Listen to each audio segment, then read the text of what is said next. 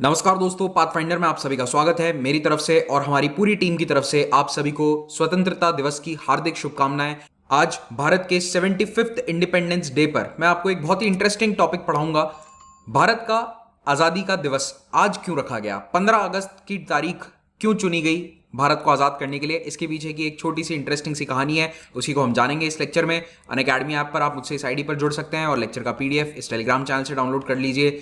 तो भारत अपना 75th independence day मना रहा है। कई लोगों को कैलकुलेशन में दिक्कत आ रही है कि 2021 माइनस 1947 तो 74 होता है, लेकिन देखिए जिस दिन हमें आज़ादी मिली उसे हम पहला आज़ादी दिवस मनाते हैं। इस कैलकुलेशन को अपने बर्थडे की कैलकुलेशन से कंफ्यूज मत कर देना, वरना गलती कर बैठोगे। इतना सा याद रखो कि 1947 15 अगस्त हमारा पहला स्वतंत्रता दिवस था और उस दिन भारतवर्ष का जन्म होता है एक नए देश के रूप में, एक नई डेमोक्रेसी के रूप में।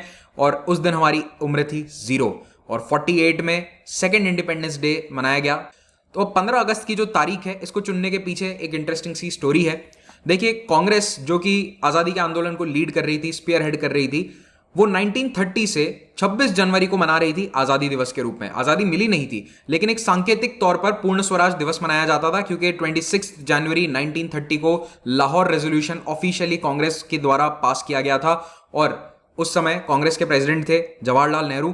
तो पूर्ण स्वराज की डिमांड जो है वो 1930 से चली आ रही थी और उसको हर साल सेलिब्रेट किया जाता था 26 जनवरी को। और लक्ष्य यही था कि जिस दिन असलियत में पूर्ण स्वराज मिलेगा तो कोशिश करेंगे कि 26 जनवरी को इसे मनाएं। कहीं ना कहीं कांग्रेस के नेताओं की ये मंशा रही होगी, लेकिन भारत को आज़ादी 15 अगस्त के दिन मिलती है। देखिए, 1947 आते आते ये तो तय हो चुका था कि भारत को आज़ादी मिल जाएगी। जो ब्रिटेन में लेबर पार्टी की सरकार आई थी पावर में वर्ल्ड वॉर 2 के बाद, उसने इतना तो तय कर लिया था कि भारत को आज़ादी देनी है। कैबिनेट मिशन भेज दिया गया था 1946 में। अब बस ये तय करना बाकी था कि सत्ता हस्तांतरण किस प्रकार से होगा और एग्जैक्टली किस तारीख तक होगा। तो लेबर पार्टी ने, और to be specific prime minister Clement Attlee, Britain के प्राइम मिनिस्टर हैं ये, इन्होंने तय किया, इनकी कैबिनेट ने तय किया कि 30 जून 1948 तक भारत के नेताओं को सत्ता हस्तांतरित कर दी जाएगी। यानी कि भारत के नेता भारत की सरकार बनाएंगे और ब्रिटिश पूरा पावर उनके हाथों में सौंपकर यहां से चले जाएंगे। सत्ता हस्तांतरण के इस बहुत ही इंपॉर्टेंट टास्क के साथ भारत भेजा जाता है एक नए वाइसरॉय को। 21 फरवरी 1947 को लॉर्ड लुई माउंटबैटन को भारत वाइसरॉय बनाकर भेजा जाता है। He was the last viceroy of India. Mountbatten Britain के राजा के कजिन थे, उनके भाई लगते थे रिश्ते में, लेकिन साथ ही साथ वो एक डेकोरेटेड वॉर हीरो थे। वर्ल्ड वॉर 2 में दक्षिण पूर्व एशिया में जितनी भी नेवीज थी एलाइड पावर्स की, उसको माउंटबैटन ने लीड किया था और कई लड़ाइयां यहां पर जीती थी जापान के खिलाफ। तो माउंटबैटन को 16 महीने का समय दिया गया, 30 जुलाई 1948 तक उन्हें यह टास्क पूरा करना था। अब माउंटबैटन ने भारत आते ही कुछ हफ्तों में यह बात समझ ली कि 1948 तक तो रुकना इम्पॉसिबल है। अगर इतने लंबे समय तक रुका गया तो शायद गृह युद्ध की स्थिति हो सकती है और ब्रिटिश गवर्नमेंट अपने शासन के दौरान कोई गृह युद्ध यहां पर नहीं चाहेगी।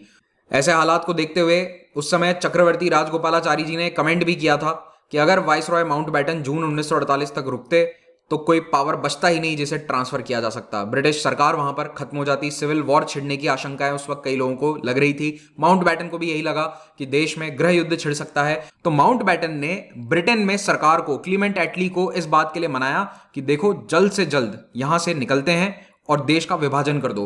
तो जून 1947 में माउंटबैटन ने अपना प्लान रखा, जिसको डिकी बर्ड प्लान भी कहा जाता है कई बार, क्योंकि वो इनका निकनेम था। तो इसको माउंटबैटन प्लान कहते हैं ऑफिशियली। तो माउंटबैटन प्लान के तहत यह डिसाइड किया गया कि देश का बंटवारा होगा और इसी बंटवारे को अंजाम देने के लिए और भारत की आज़ादी के डिटेल्स को बताने के लिए ब्रिटेन की संसद में एक कानून टेबल किया जाता है, इंडियन इंडिपेंडेंस बिल ऑफ 1947। 4 जुलाई को यह बिल पेश किया गया और इसे पास कर दिया गया तुरंत। 18 जुलाई को इस पर राजा ने हस्ताक्षर कर दिए, रॉयल असेंट मिल गई। तो 18 जुलाई को यह डिसाइड हो चुका था कि India independence act British India को आज़ादी देगा, लेकिन 2 देशों में बांटकर, भारत और पाकिस्तान। और प्रिंसली स्टेट्स को ये चॉइस थी कि आपको जिसको ज्वाइन करना है आप कीजिए, इंडिपेंडेंट रहना है इंडिपेंडेंट रहिए। और 15 अगस्त की तारीख भी इसी कानून में तय कर दी गई थी। लेकिन ये 15 अगस्त की डेट डिसाइड कैसे हुई? ब्रिटिश सरकार ने माउंटबैटन से ये पूछा कि आप वहां पर हो, 3-4 महीने हो चुके हैं, वाइसरॉय हो, आपको क्या लगता है कब तक हम सत्ता को हस्तांतरित कर सकते हैं? तो माउंटबैटन ने जवाब दिया ब्रिटिश गवर्नमेंट को कि देखो, अगस्त या सितंबर तक हम ये काम कर सकते हैं और उसमें भी अगर एक फिक्स डेट आपको चाहिए तो 15 अगस्त फिक्स कर दो। 15 अगस्त की डेट माउंटबेटन के दिमाग में क्यों फिक्स थी? क्योंकि इसी दिन 1945 में 2 साल पहले जापान ने वर्ल्ड वॉर 2 के दौरान सरेंडर किया था और इसी दिन द्वितीय विश्व युद्ध पूरी दुनिया में समाप्त हो जाता है।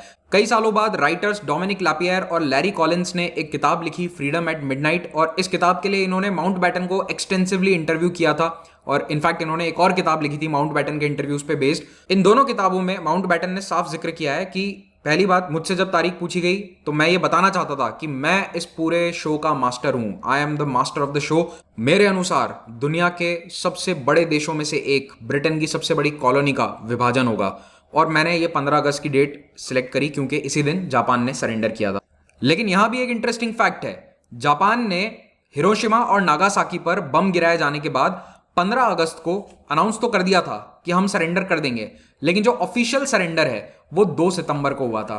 तो 15 अगस्त को तो केवल इनके राजा ने, एम्परर हिरोहितो ने रेडियो पर अनाउंस किया था अपने जापानी नागरिकों को कि जापान अब युद्ध में हिस्सा नहीं लेगा, लेकिन जापान के समर्पण की औपचारिकताएं 2 सितंबर को पूरी हुई थी। और इस फोटोग्राफ में आप देख सकते हैं कि जापान के जो उस समय मंत्री थे कैबिनेट के, वो यहां पर एक यूएस शिप पर इंस्ट्रूमेंट ऑफ सरेंडर को साइन कर रहे हैं। और क्योंकि ये सरेंडर एलाइड कंट्रीज के दक्षिण पूर्व एशिया कमान के अधीन हुआ था, जिसके लीडर कौन थे?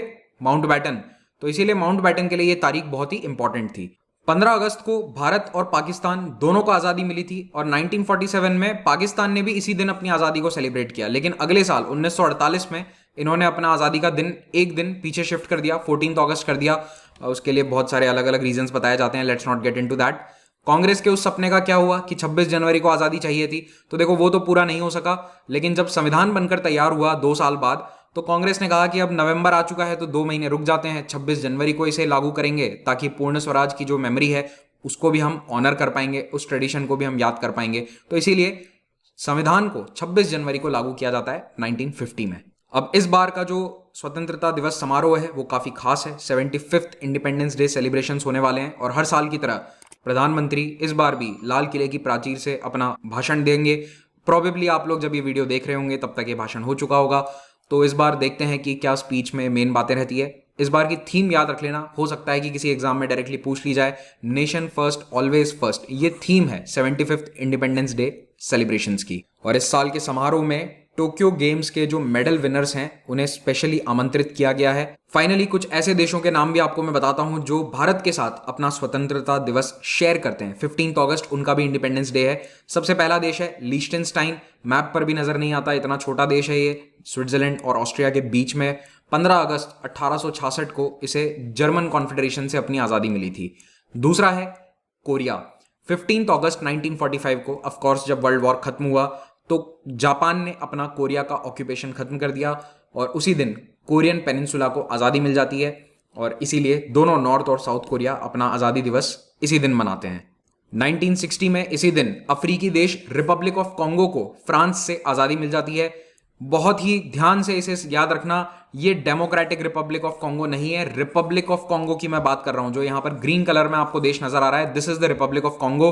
कई जगह मैंने देखा है कि ये गलत प्रिंटेड होता है कि डेमोक्रेटिक रिपब्लिक ऑफ कॉन्गो को आजादी मिली थी 15 अगस्त। उसकी आजादी का दिन 15 अगस्त नहीं है। डीआरसी का स्वतंत्रता दिवस 30 जून है और इसको आजादी मिली थी बेल्जियम से। ये भी डिफरेंट है, यहां पर फ्रांस था और यहां पर औपनिवेशिक ताकत बेल्जियम थी।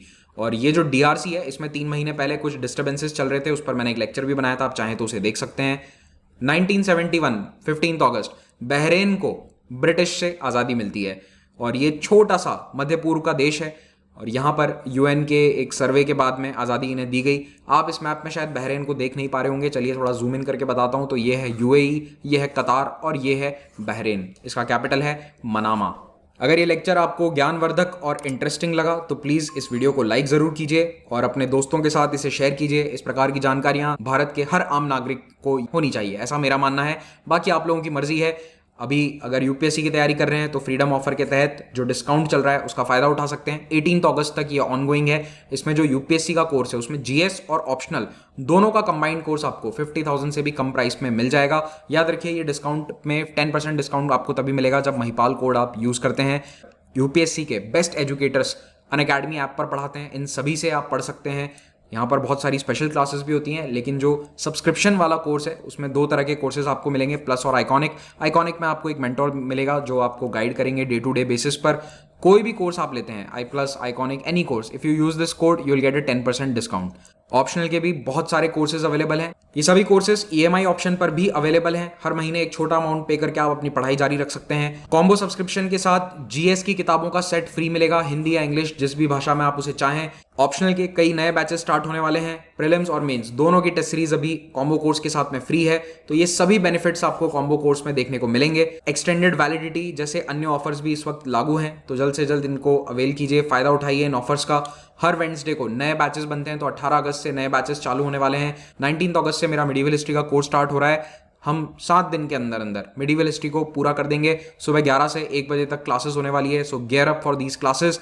लिंक आपको नीचे डिस्क्रिप्शन में मिल जाएगा। प्लस सब्सक्राइबर हैं तो एनरोल कर लीजिए अभी, सब्सक्राइबर नहीं है तो get the subscription and enrol this.